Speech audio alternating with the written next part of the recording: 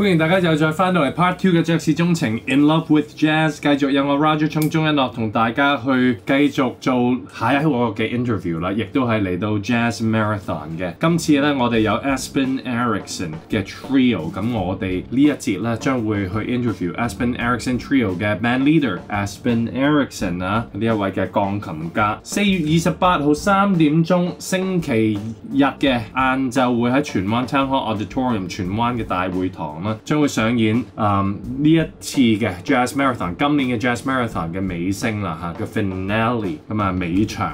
希望咧大家都可以支持啦。咁其中一個嘅方法去支持咧好簡單，因為咧爵士鍾情將會送出一啲嘅飛一啲嘅票嚟到等大家可以欣賞到今次嘅爵士馬拉松嘅呢啲嘅演出。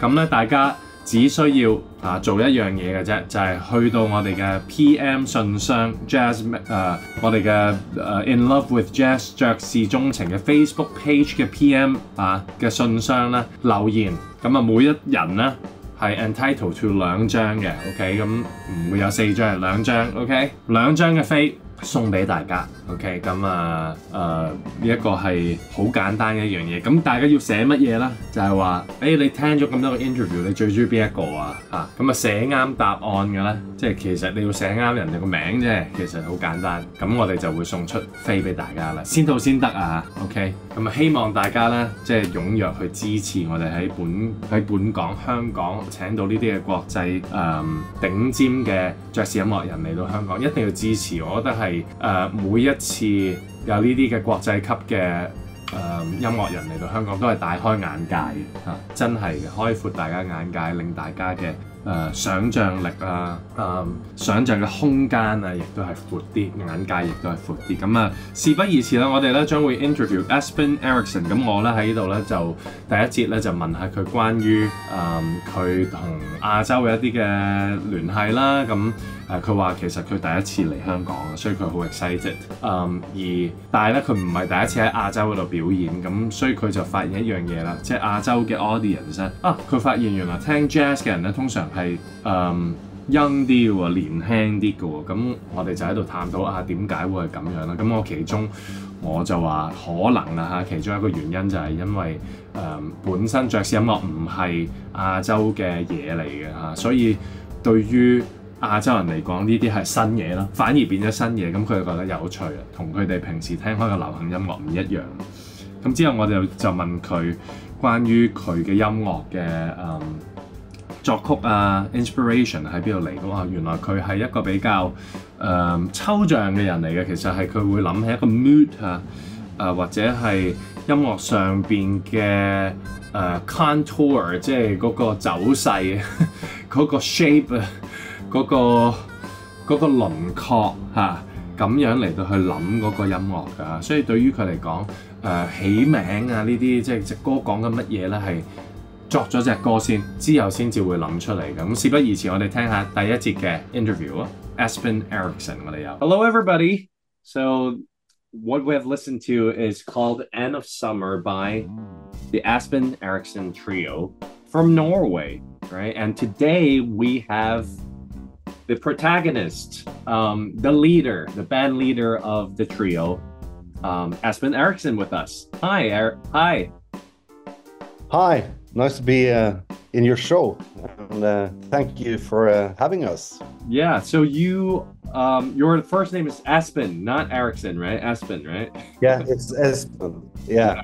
Are you somehow related to the Ericsson, the mobile phone company? No, that's slightly different. That's Eriksson. That's the Swedish pronunciation of that. But it's the same surname. Like it's a Swedish version. Yeah. But I wish I were, because then I would have a lot of money. But all right. But it's great to have you here dialing in from Oslo, Norway. So this is where you're from. And your trio is a very authentic Norwegian jazz trio, I would say.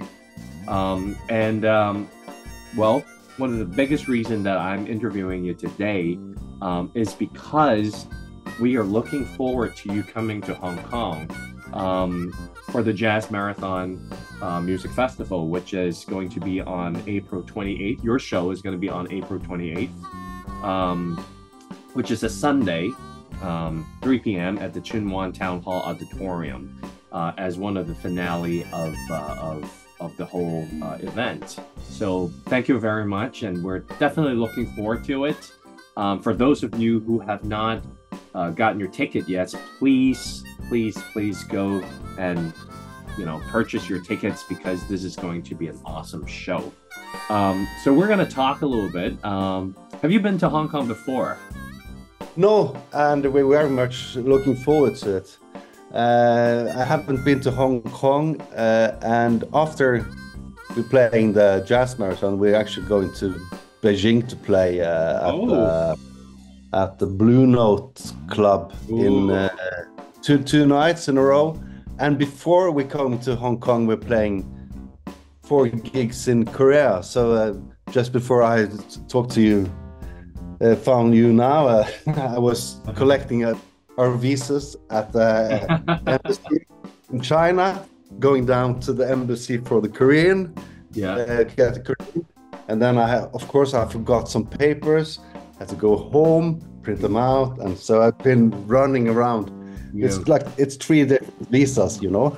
So we're very much looking forward to coming to both Hong Kong and to China. Is this your first time to China and Asia, or you have performed elsewhere in Asia? No, we've been to Korea 6 times before, actually. Wow. And we've been to Malaysia a couple of times. We've been to Indonesia, but never China, mainland China or Hong Kong. So we're really excited. Yeah. And now we got visas, so we're able to travel. Visa is the most important thing in the world, probably. Yeah, that's very.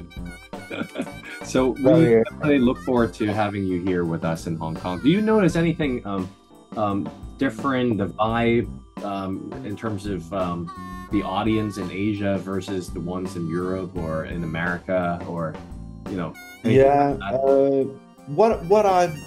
most obvious difference is that there's a lot of young people actually whereas there are young people in Europe or elsewhere, like South America or in other countries or continents. But I think it's so nice to see that there are a lot of people in their 20s at jazz concerts in Asia. And I also feel like maybe it's because I also feel like Asian audience is very good at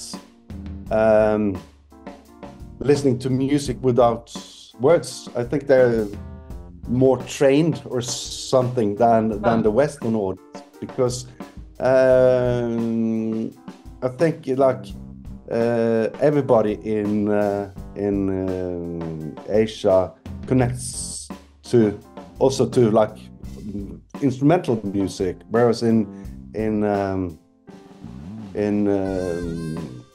West it's more like the most popular is the music with vocals, like with lyrics.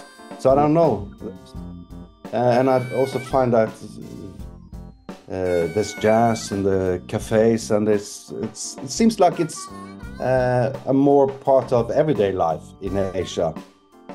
It's I think maybe it's because the younger people find jazz a new form of entertainment. I think that's one of the reasons, because it's not an ethnic kind of form of music here in this part of the world. So all of a sudden, with the advent of the internet and the streaming and YouTube and all that, people start to discover new things and they find them very interesting. So probably that's one of the reasons that, you always encountered young audience in Asia. Yeah. So and we love that. And they're also very, very appreciative. And so we love the Asian audience. Yeah. We do. Yeah. Thank you. I feel like they connect to the music. They understand what we want to give and what we want to tell with our music. So it's very, very nice. So let me ask you this: what do you want to tell in your music? Because you said in it. Yeah, I guess it's like I feel like there's some kind of story, but it's not like it's open. Everybody can make their own story, but it's more like about how should I say? It's about feelings and atmosphere. Yep. There's always, of course, it's like tension release, big arcs of tension going and up and down, and So it's not like I feel that there are like the skeleton is there, but like the song moves like this in different landscapes and the goes up and down. Yeah, but I feel like what I like is that people, the audience, like that put their own personal experiences inside it. Yeah, that is really true. Yeah.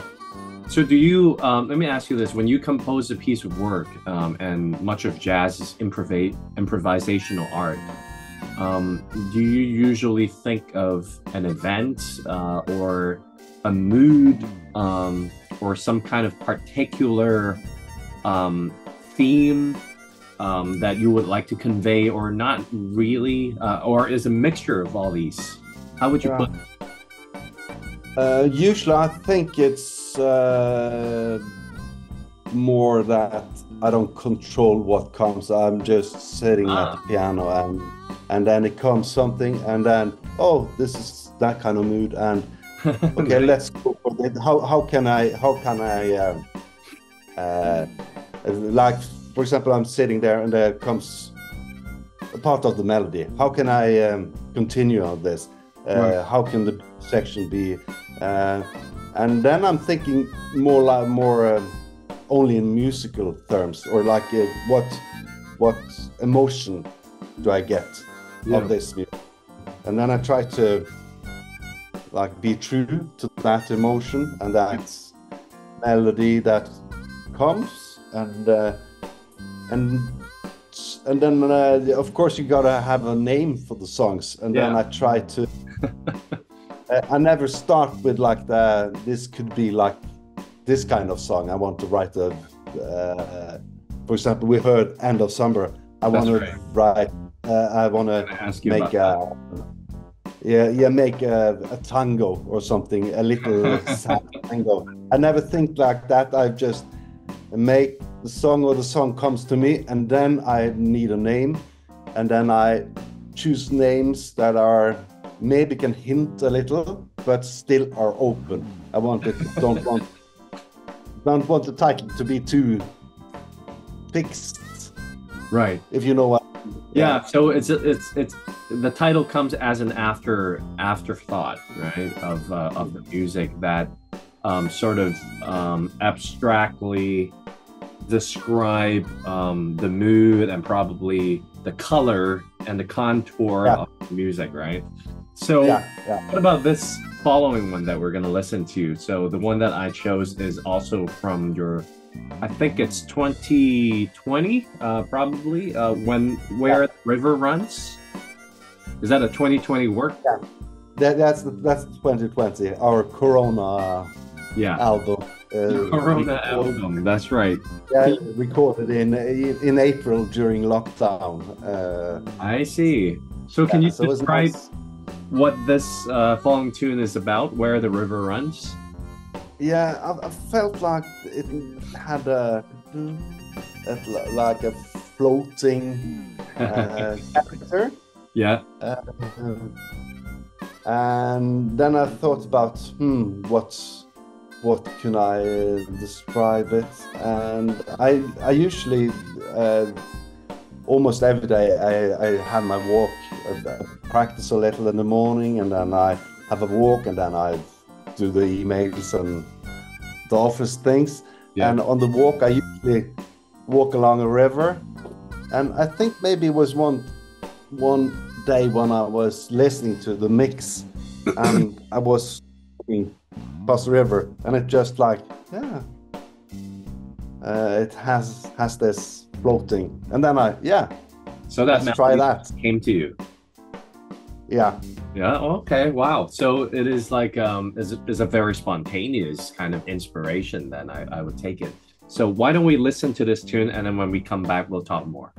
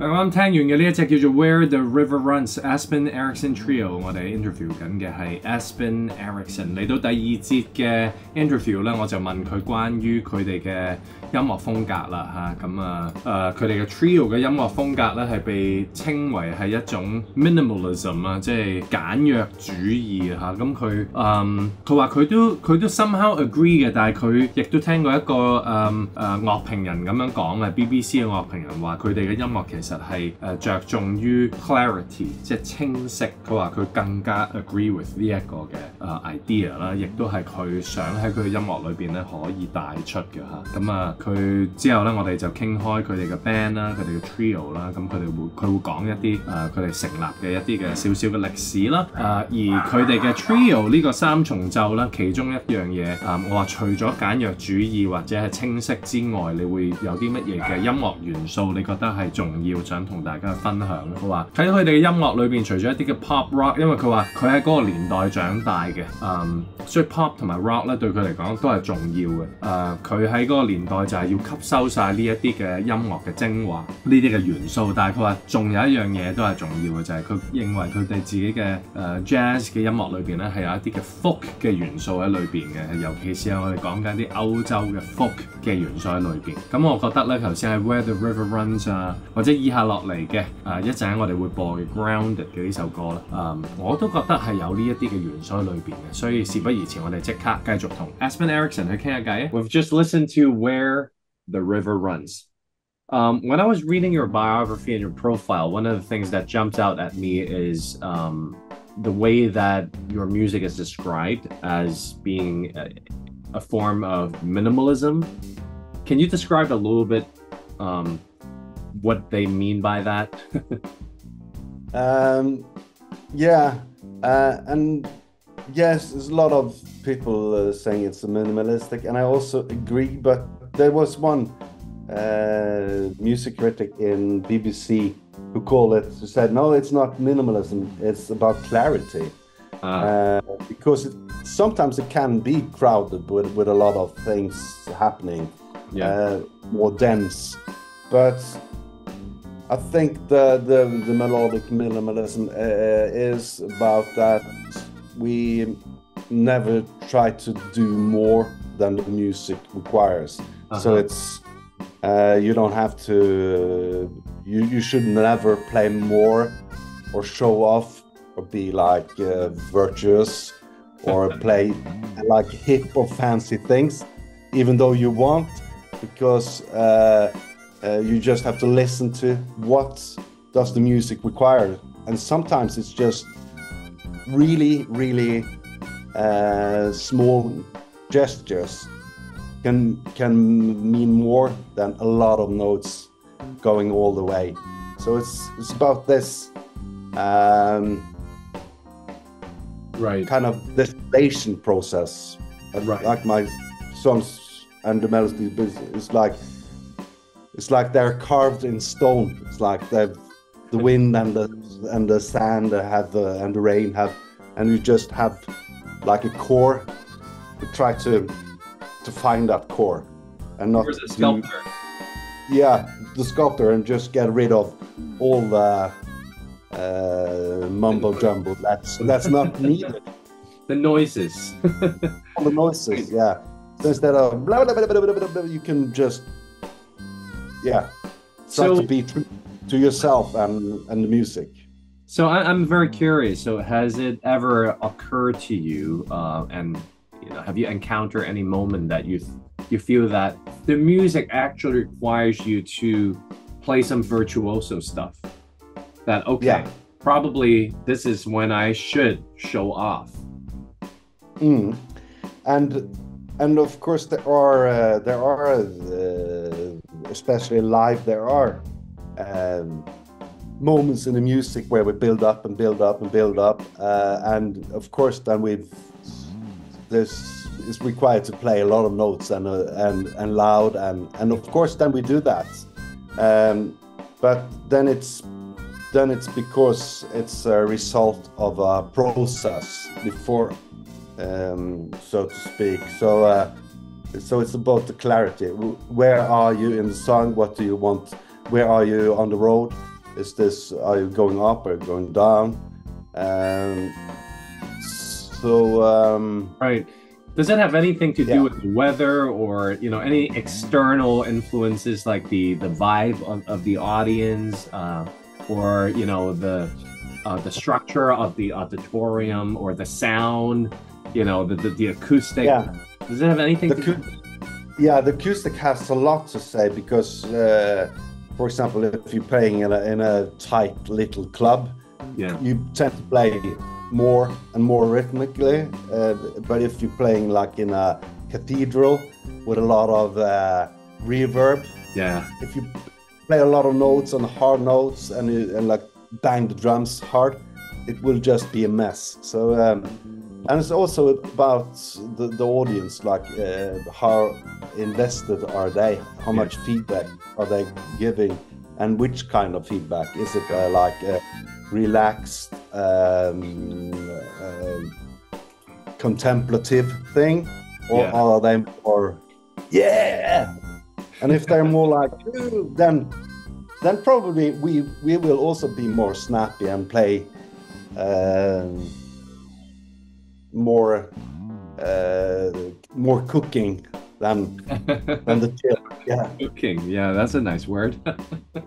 Please introduce to us your trio. So I know that you guys have been together for years, and they're important because they're also coming with you. I think we started up in 2007, and is that 17 years ago, I think. Wow. With the same personnel. Lars Tormod on the double bass. I knew him because we've studied music a little bit together and played some bands, but then he moved to Copenhagen and stayed there for 7 years. Mm-hmm. When he came back, actually in 2007, I asked him I was just starting this trio, so I asked him to join. And Andreas, I didn't know then, like personally, but I knew of him because he was, even though he's the same age as me, he was more established. He was already playing with Bygge Vesseltoft and some famous musicians in Norway. So I didn't know him, but I knew that he would suit like he would like fit in to the trio. So I think I sent him an SMS and asked, and also have probably some MP3 files or something. Do you want to join? And then ever since we played together, and it's also very nice playing together for that long. That during the time in the beginning we were discussing more how should we play this song, what arrangement should we have, what kind of feeling, what kind of vibe, what kind of groove.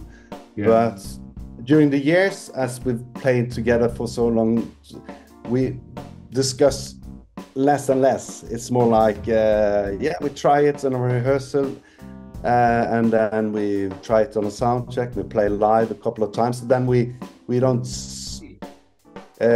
we know that during the time the song will find its own way.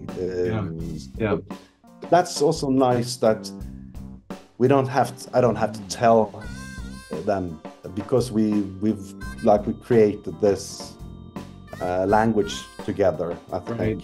It's sort of like a telepathic rapport that you have built together, right? Yeah, and also been traveling and playing together for so long time, releasing 7 records together.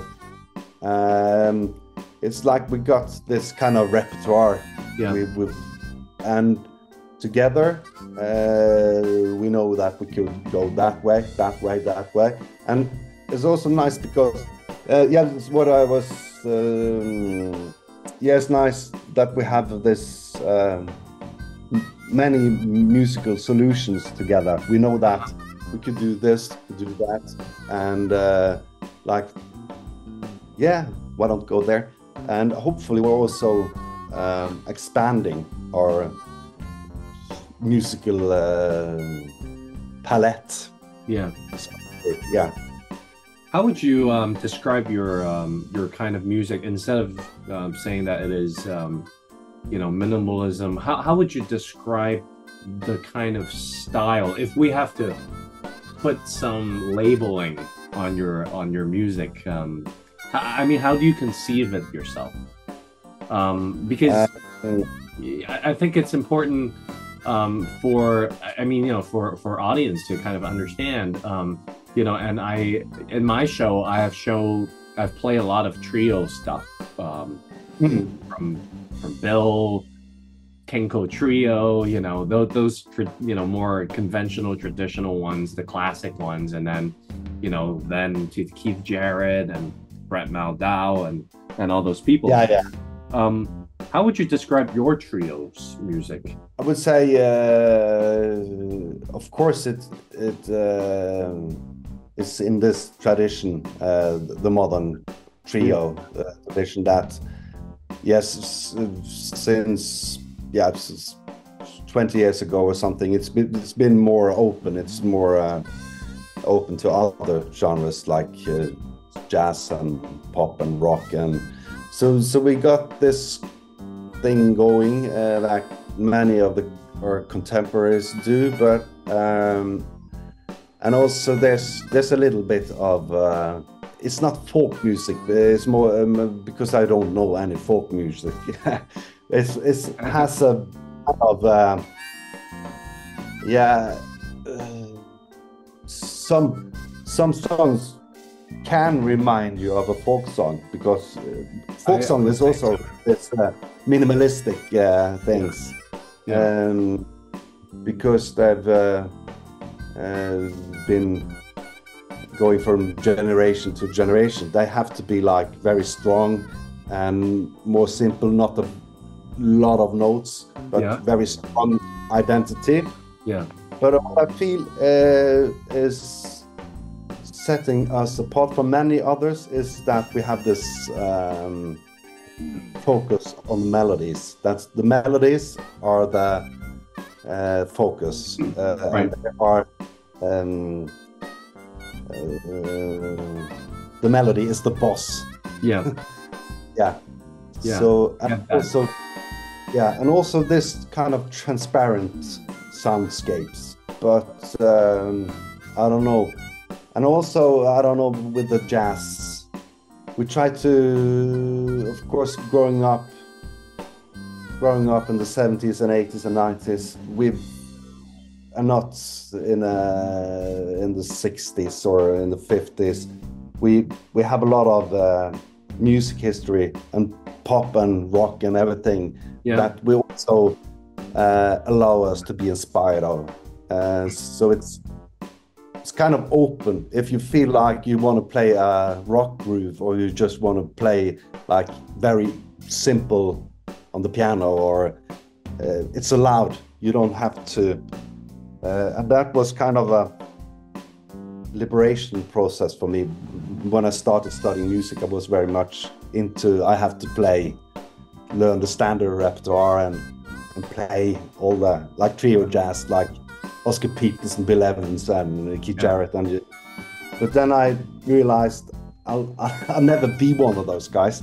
And if I'm trying to come up with something original, I have to be true to who I am myself, and I also have to about opening up and listening. What you have inside instead of what's outside. What do you yourself want to play, not what does everybody else play. That's great. And we're gonna listen to one of your tunes that I think is a pretty good example of what you have just talked about. Right. So this is called "Grounded" by Espen Erisken Trio.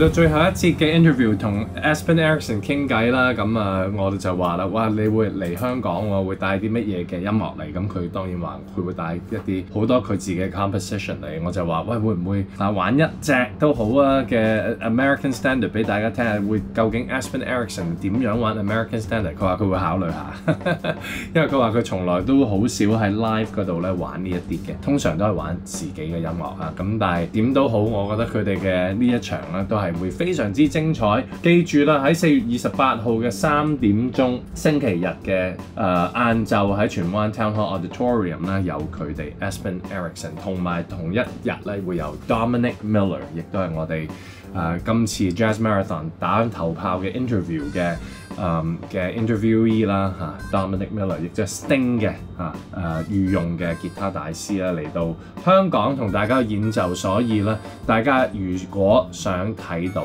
當然除咗你自己買飛之外，我哋嘅呢一個節目亦都會送出飛，只需要大家咧去到 PM 嗰度話俾我聽。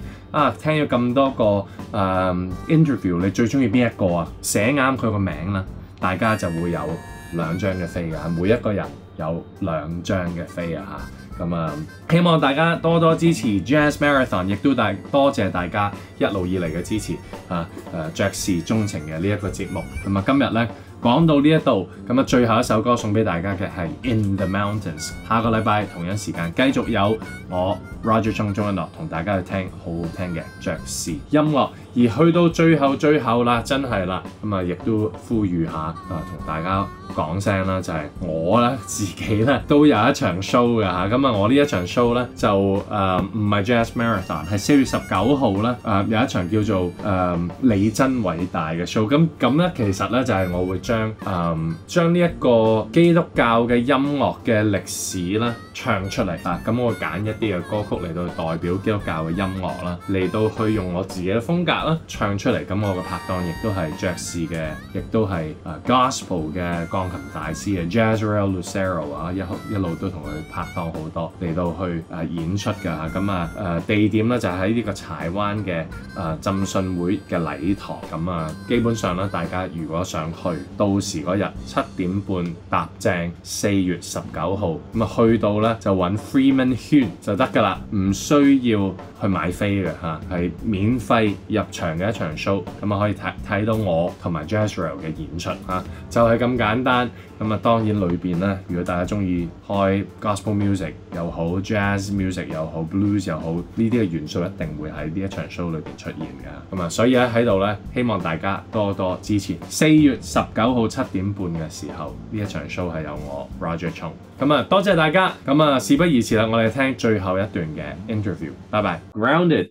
Yeah. So this is Espen Erisken Trio. And you guys are coming over to Hong Kong, and thank you for coming on the show. You have described a lot of the way that you think about your music, and the first time that I listened to your music, it struck me as something quite different from the more traditional, straight-ahead American jazz trio stuff, right?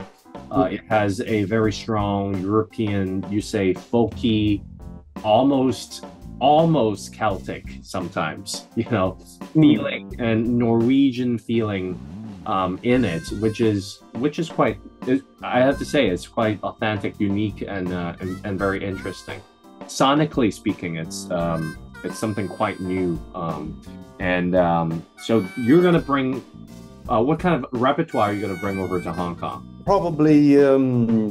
Or have you not thought about it yet? Because you'll be. I've started to think about it, but in addition to the trio, we also got this quartet or the trio. Often are guested by the English saxophone player Andy Shepherd. So our latest album was a quartet album with him called As Good As It Gets, released last year. And when we play, we of course want to play some of the new repertoire. And we don't care that we also play the songs that we play together with Andy. We also play it as trio, right? But different versions. So we'll probably play something from all of our 6 studio records. Great. I think that's a great way for the Hong Kong audience to learn about your music. And I'm wondering if I think this is my own personal you know, it will satisfy my own personal curiosity is how is the Espen Erisken trio going to play certain jazz standard? You know, I don't know, because you know, that would be very interesting. This is only my own curiosity. That would be, yeah. We actually played some. We used to do a gig for a publisher. Doing books. A book publisher in Oslo every year, and then we at their Christmas party, it was nice, and then we got a lot of books and a dinner, and then we played standards also, right, just for fun. But we've never played standards on a concert before. Oh, so really? one day it might. It doesn't have to be much, you know. Maybe just one would be like, ooh, that's very interesting. You know, like how really iconic composers like, you know, Thelonious Monk, you know, he always plays his own stuff, and then all of a sudden he throw in that one jazz standard, and all of a sudden you go like, oh, that's interesting. You know, something like that. Yeah, maybe. Yeah. It's just you know, satisfying my own curiosity. But anyway, maybe April 28th, okay, is going to be when Espen Erisken trio is going to come to Hong Kong for the Jazz Marathon event at the Chuen Wan Town Hall Auditorium as one of the finale groups. And please get your tickets, okay? And if you want to learn more about Espen Erisken trio, where do you have like social media or, you know, platform where people can follow you? We're on we're kind of old-fashioned, so we're on Facebook. Nice. And we also have an Instagram thing going on. We have a YouTube channel, not very active, and we have a web page. We're not on TikTok or any other new stuff. No worry, no one uses TikTok. We're old and boring. No, that's what we want. All right, so thank you very much for coming on my show today, and we're definitely looking forward to having you here with us in Hong Kong. Thank you. Thank you for having me on the show, and we really look forward to seeing you all in Hong Kong. All right, here we go. The last tune that we're gonna play to everybody today is In the Mountains. Enjoy. Thank you.